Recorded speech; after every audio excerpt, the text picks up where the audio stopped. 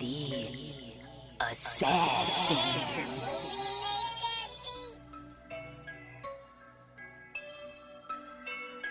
You know I break necks, call me Jack Tate.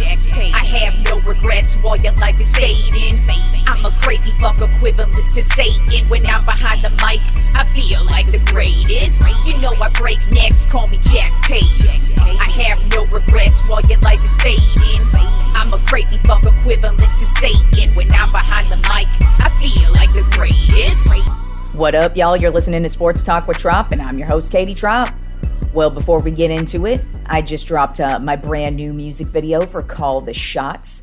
So you can check that out on my YouTube channel, youtube.com/Katie Tropp, or my official website, katietropp.net. Make sure you check it out because my music videos are always interesting. So take a look-see. And if you're a Britney Spears fan, you might see some little Britney nuggets sprinkled all throughout the music video. So yeah, check it out.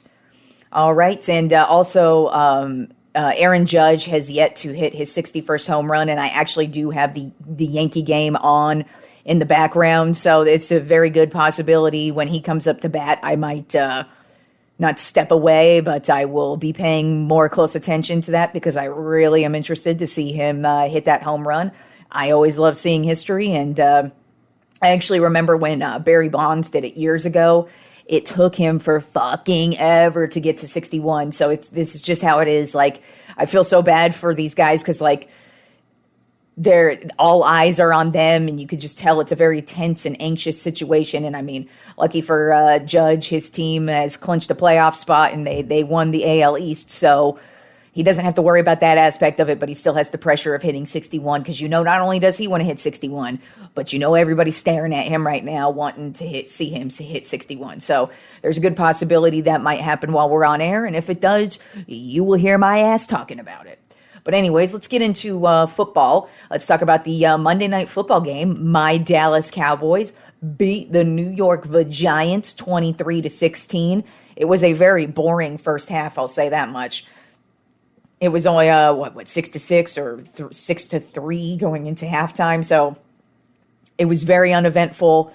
And but then the second half they finally picked it up. But I really gotta say, man, this Cowboys defense ain't nothing to fuck with. DeMarcus Lawrence had 3 sacks.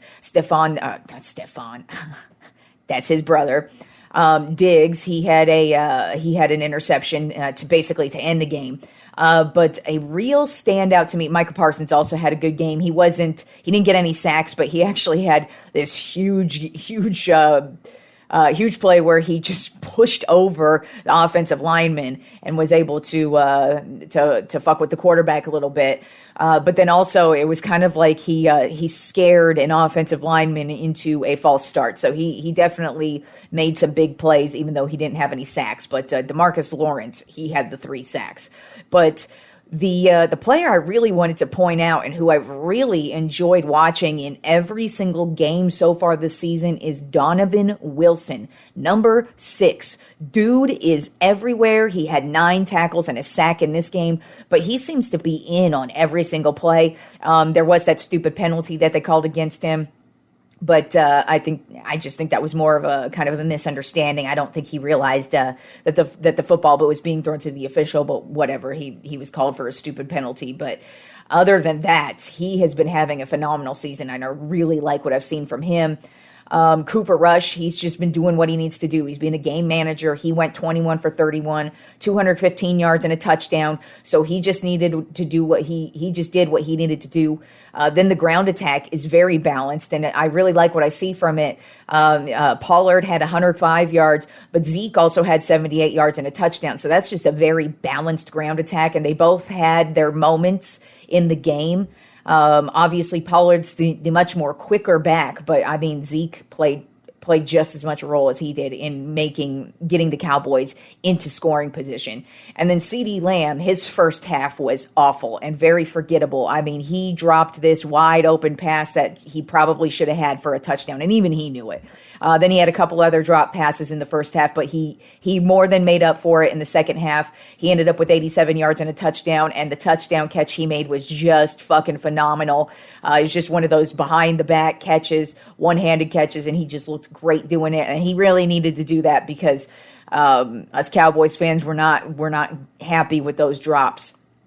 So shout out to him to show up when it counted the most, and that because that's where you need to show up. So it was a good win from the Cowboys all around. Like I said, defensively, that's what carried them was the defense, and the offense did just enough to get through.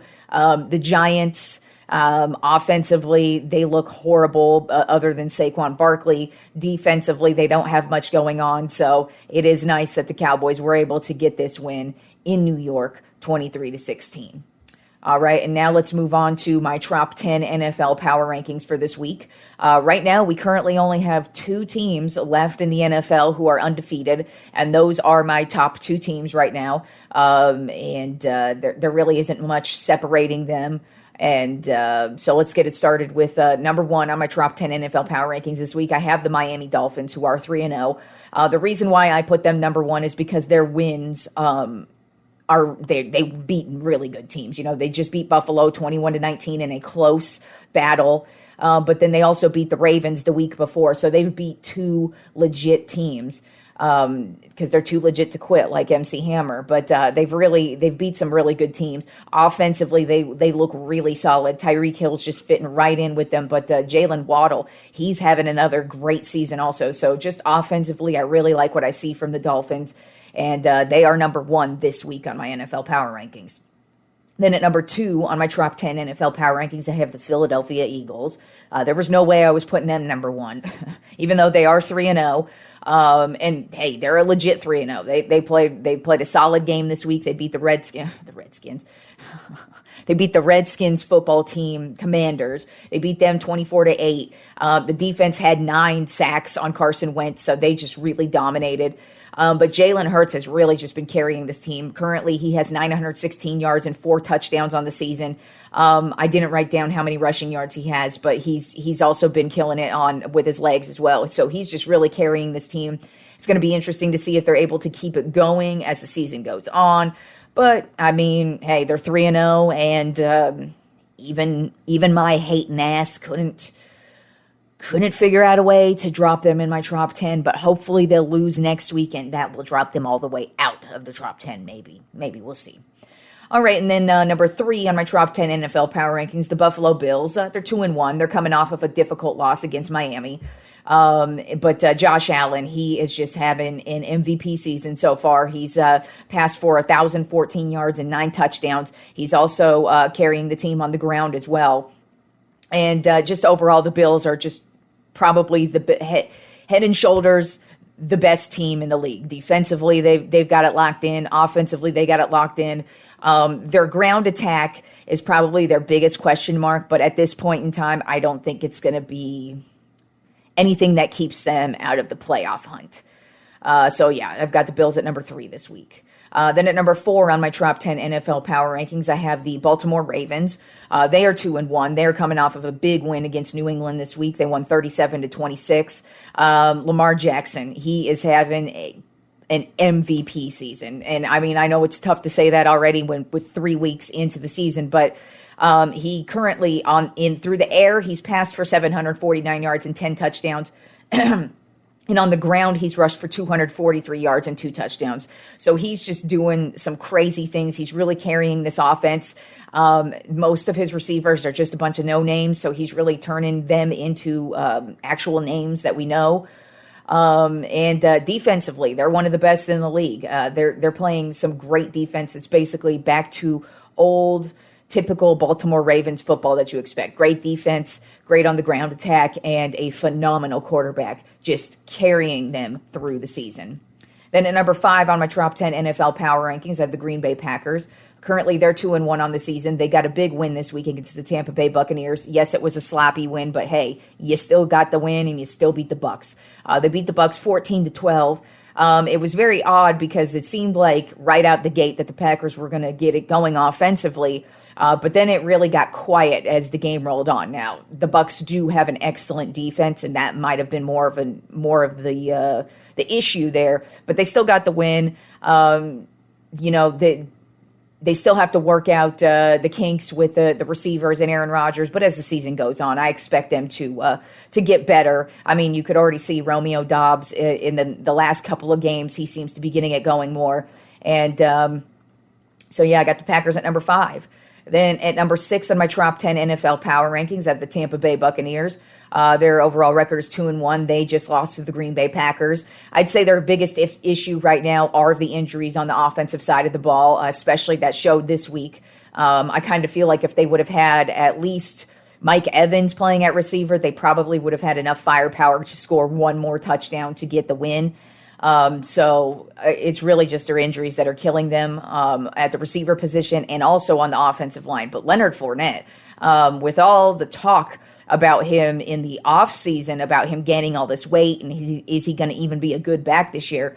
Well, so far, he's really carried this team offensively, and he's made some huge blocks in the passing game, and he's doing great with catching the ball and running the ball. He's just really all around having an excellent season for the Buccaneers. But then also defensively, this defense is one of the best in the league, and you don't hear a lot about them, but they are getting the sacks, they are getting the turnovers. The secondary is really shutting it down. Defensively, they already have 5 interceptions on the season. So the Tampa Bay Buccaneers, I think, are just an all-around solid team, and it's really just the injuries at this point that are holding them back. Then at number 7 on my top 10 NFL power rankings, I have the Los Angeles Rams, overall record of 2-1. This week they played, they got a win against the Arizona Cardinals, 20-12. They pretty much dominated them. The Rams offense hasn't been as explosive as they normally are, but hey, they're still getting the wins. Cooper Kupp, he's having a great season again. He's got 280 yards and 3 touchdowns so far. And, offensively, they've got it going all together. And defensively, they're not looking too bad either. So I've got them at number 7. Then at number 8 on my top 10 NFL power rankings, I've got the Kansas City Chiefs, overall record of 2-1. They're coming off of a bad loss here against the Colts, 20-17. It's really weird because you don't really think a kicker makes a big deal for a team. But Harrison Butker for the Chiefs, it shows that this guy actually is a great weapon that they've had because their fill-in kicker has really missed some huge kicks these past 2 weeks while he's filling in. As a matter of fact, he was released earlier this week just because he's done so poorly. It looks like they should get Butker back this week.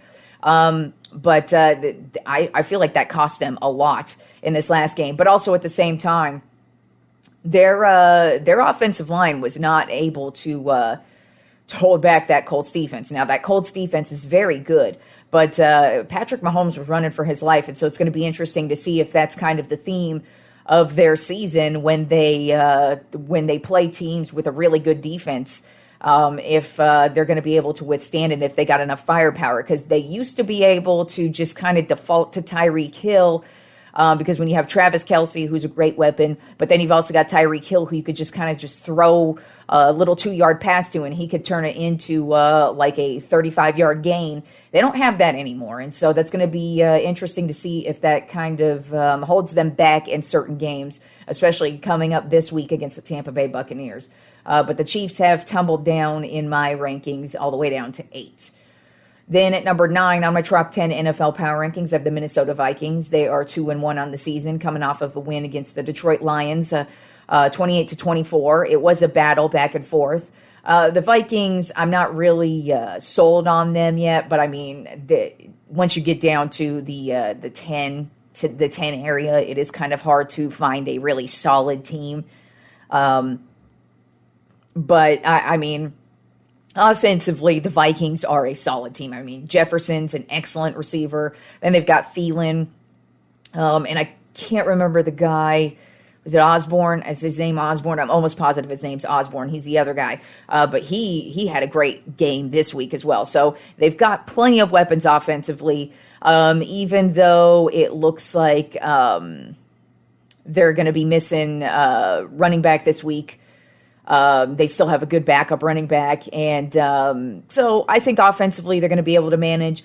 Defensively, they actually don't look too bad.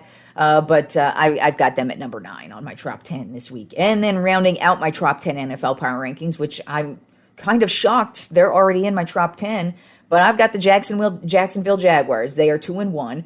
They're coming off of a big win against the Los Angeles Chargers this week. They won 38-10.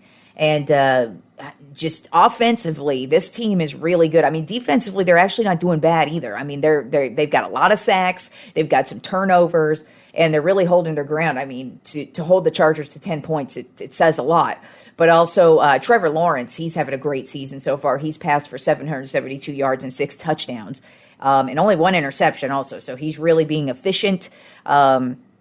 Their receivers are making the big plays, and they're getting the job done on the ground also. So offensively, I really like what I see from the Jaguars. I don't know if they're a legit team yet, but hey, they were good enough to make my Trop 10 this week. But we'll see what happens for them the rest of the season. But hey, they're looking really solid right now.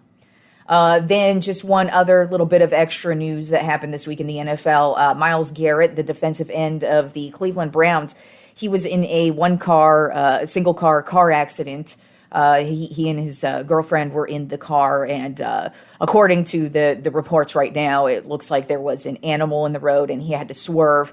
And he ruined his Porsche, flipped a few times.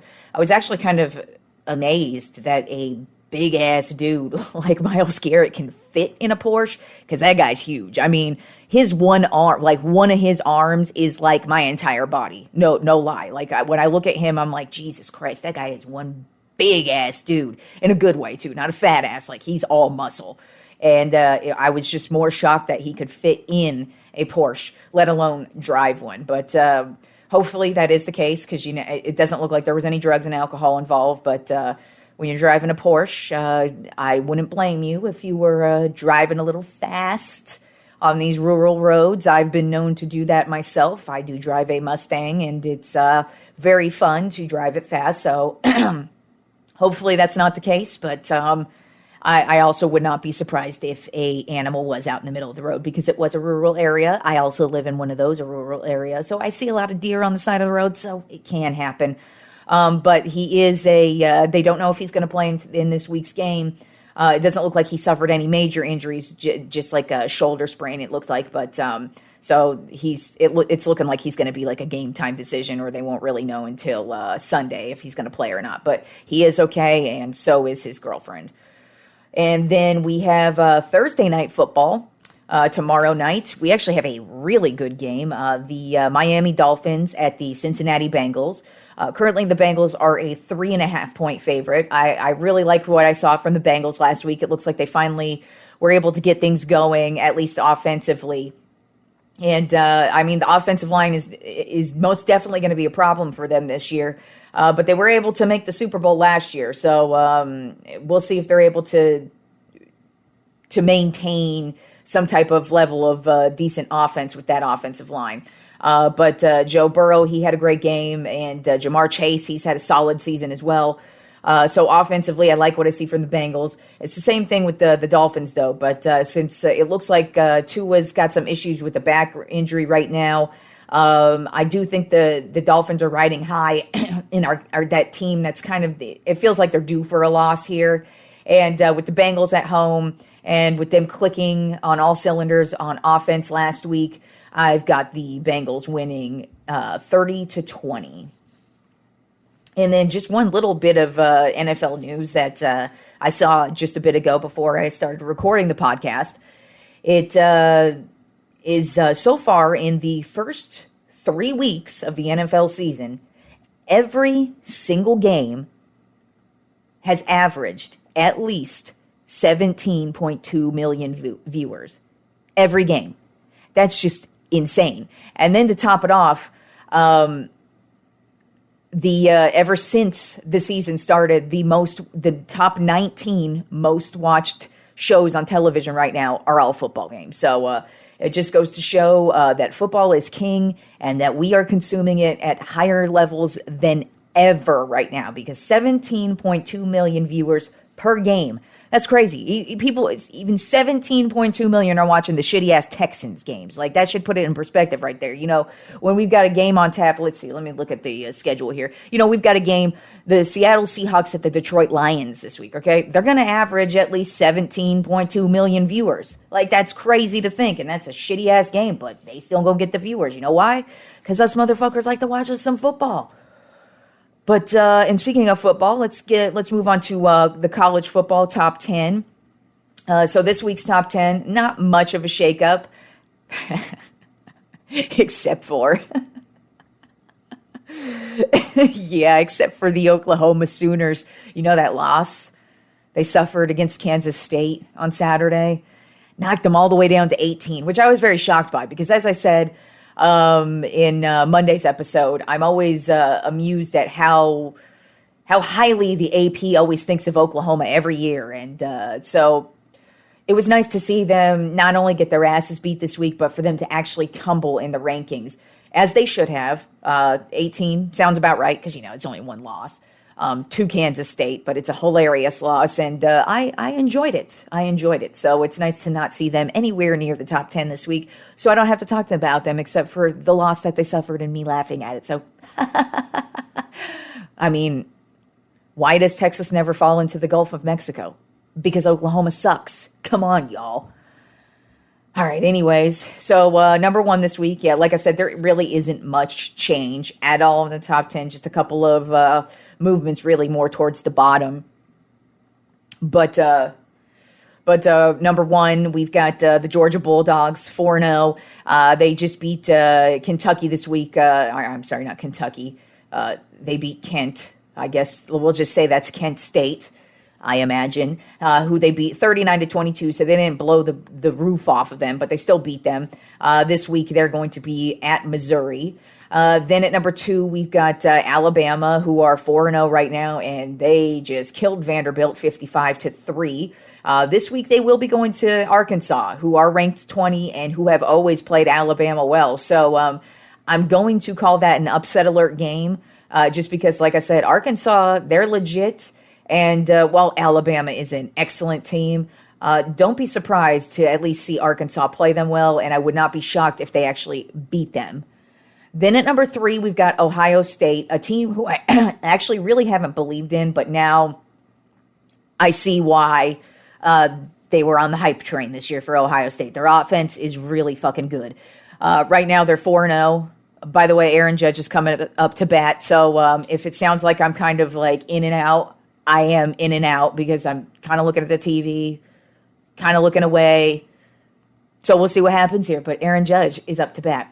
So Ohio State is number three. They're 4-0. This week they kicked the crap out of Wisconsin 52-21, and they will be playing Rutgers this weekend. So I expect Ohio State to roll Rutgers. Then at number four, I'm sorry, Aaron Judge is up to bat, and the pitch is it's about to head his way. I'm sorry, I am no Joe Buck, and it's a ball.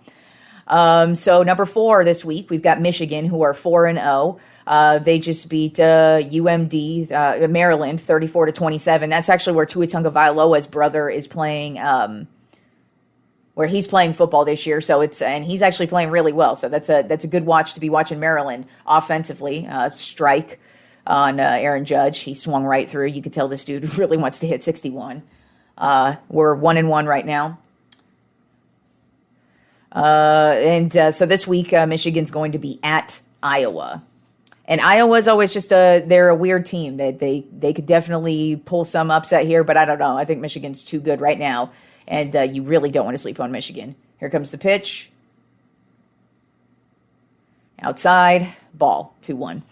And then at number 5 this week, we've got Clemson. They're 4-0, and they barely got by Wake Forest, 51-45, and they will be playing NC State this week, who is ranked number 10. So this is going to be a very interesting matchup. Watch out for NC State to possibly upset. Ooh, and